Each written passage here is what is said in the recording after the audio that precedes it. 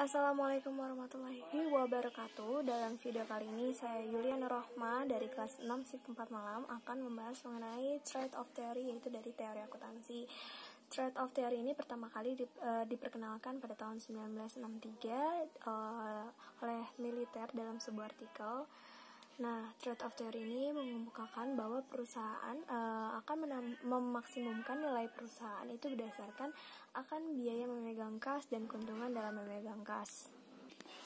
Titik Trade of Theory ini terletak pada pengembalian dan resiko manajer keuangan yang harus dapat menemukan neraca yang dapat diterima antara memegang kas yang terlalu banyak atau memegang kas yang terlalu dikit. Karena investasi kas yang besar itu dapat meminimumkan peluang investasi suatu perusahaan, namun dapat juga mengancam profitabilitas dari suatu perusahaan itu sendiri. Nah, investasi kas yang kecil itu akan membebaskan kelebihan saldo untuk diinvestasikan ke dalam sekuritas yang biasa diperdagangkan dan aktivanya yang memiliki umur jangka panjang, yang lebih panjang maksudnya. Nah, dalam Trade of Theory ini ada memiliki keterikatan dengan variabel, yaitu dengan variabel capital expenditure. Nah, dalam teori ini itu mengatakan bahwa ada hubungan positif antara Trade of Theory dengan antara capital expenditure dan kepemilikan kas. Jadi ada hubungan positifnya. Nah, karena asumsi bahwa perusahaan dengan capital expenditure yang tinggi akan memiliki jumlah uang tunai yang cukup untuk menjadi penjaga bagi biaya transaksi yang terkait dengan modal luar dan peluang biaya. Ketika suatu perusahaan itu memiliki rencana untuk melakukan investasi yang besar, maka perusahaan akan menyediakan cadangan kas untuk menjaga kelangsungan dari pekerjaannya.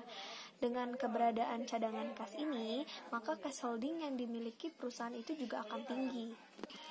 Nah, di sini ada kajian menurut Trade of Theory ini menurut Myers tahun 2011 mengemukakan bahwa perusahaan itu akan berhutang sampai tingkat hutang tertentu di mana ada penghematan pajak atau tax shields dari tambahan hutang sama dengan biaya kesulitan keuangan atau financial distress.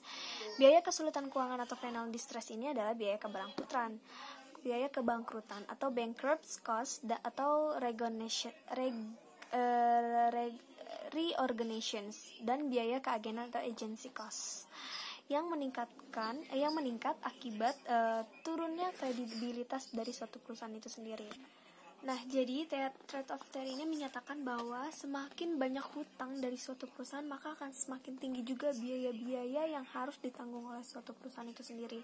Nah, beban biaya yang harus ditanggung ini berupa biaya kebangkrutan, dan ada biaya keagenan, dan ada biaya beban bunga, yang kesemuanya itu akan meningkat seiring meningkatnya jumlah hutang suatu perusahaan.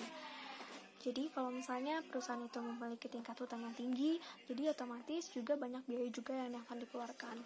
Jadi Trade of Theory ini berasumsi ketika manfaat pengurangan pajak itu masih lebih tinggi dibandingkan perkiraan agency cost, maka perusahaan masih dapat meningkatkan hutangnya dan peningkatan hutang itu harus dihentikan.